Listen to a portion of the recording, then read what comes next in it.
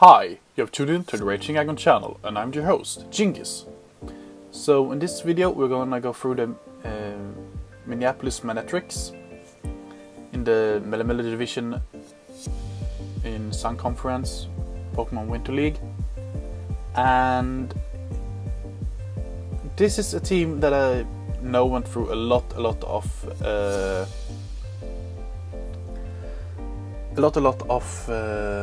trades early on, directly after the draft, and I will cover those later. I will cover them when they take place. All trades take place the week after they are done.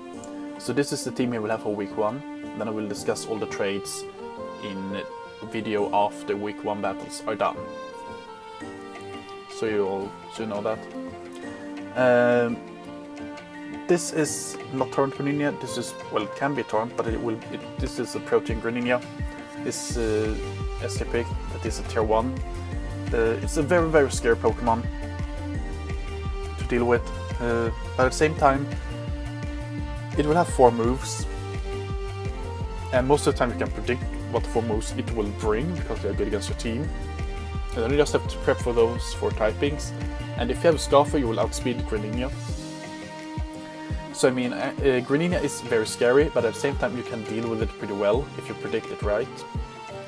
And Life Orb Protein Greninja hits extremely hard, but you really need to be Life Orb to hit hard or Specs, but then you lose a lot of viability with Specs. So Life Orb Greninja will be the most common set here with Protein. U-turn, Scald, Water U-turn, and either Scald or Water Shuriken, and then some other moves that can give it more usability. It's a good Pokemon, but I'm not gonna talk too much more about it because we all know what it does. Next up we have a Pokemon that I'm very happy got drafted here as well. It's Mega Beedrill.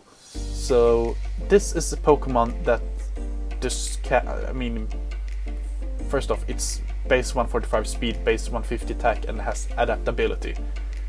This is an extremely scary Mega with a lot of viability.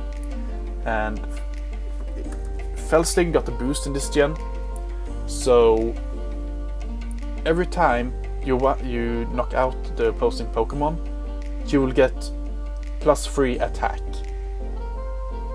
And when you have +3 attack on this thing, you will destroy everything with whatever attack you use. Most of the time you will see Drill Run, what's called Drill Run knockoff, Fellstinger U-turn, or Exeter U-turn. But Fellstinger has got a huge boost in this gen, so that's extremely good. And if I remember correctly, it's base 100 power from 150 base attack, thanks to adaptability, and that's so scary to have to deal with. And it will hit hard. So this is a very good Mega in my opinion. I really like it. So yeah, this I really like that. I don't really have much else to say. Latias. So Latias is another Pokemon that I absolutely love. It's extremely powerful, has a lot of bulk, can be special defensive, physical defensive. If you have a Wish user, AV is extremely useful on Latias because then you are allowed to run a lot of special bulk, a lot of defense, a lot of defensive bulk as well, or a lot of special attack investments, and you will hit hard either way. I mean, this is just the perfect Dragon Psychic type. I mean, it's one of the best Dragon types and one of the most usable Psychic types in the meta, in my opinion. And yeah, it's a really good Pokemon. And Soldew got a debuff on this gen, so I mean it got nerfed, and that really helped as well to make that thing more usable. So Latias is extremely scary to have to deal with. Then we have Thundertherian. This Pokemon, the only bad thing with this Pokemon is that it's slow for its typing. And when you look at it, base 101 speed is sadly not enough to be able to outspeed a lot of things. It should have been like 110, 115 to be able to do that, and you will never run it physical offensive in my opinion. You will also run special offensive, since it gets good coverage from both sides with the same typing. So I mean, then it will go with a higher base attack, and then it would be better to have like 85 attack and the rest in speed. But I mean, it's still a pretty good Pokemon. The problem with the speed is that you have to run it Scarfed most of the time, otherwise you won't outspeed top threats that you need to outspeed and kill. Life Orb is also pretty common. Nasty Plot is very common. I'm pretty sure it gets agility as well. It gets agility. So I mean, you can do agility Nasty Plot, and you don't really have to care about this low, it having such a low speed stat for what it would need. But I mean, it's a really good Pokemon, and since it has Thunder, this Pokemon will work extremely well with the next pickup, Pelipper. So Pelipper will have Drizzle all day, every day, and it's bulky, can eat hits, set ups the rain, fire off hurricanes, hydro pumps, scalds, U-turns, and then you have Greninja that take care of it, and you have Thunderous that takes care of it and uses it, and you can also, I'm pretty sure that Latias learns Thunder as well. So there we have 2 Thunder users in the rain, where one have Stab and one have a pretty good special attack stat as well. So that's really good. It's really scary to have to deal with. Next up we have a Sea Crystal user, and I have no clue why I had Kabutops as a Sea Crystal user. It gets Swift Swim, but I mean, most Pokemon will be faster than this thing, since it's base 8 speed, if it's not in the rain, which means that this Pokemon will only be brought when he needs rain. And most teams are prepared for rain in today's meta, and in today's Draft League formats. So it's not the best Pokemon, in my opinion, to have as a Sea Crystal. I would much rather see Greninja, Latias, or Thunderous as a Sea Crystal user.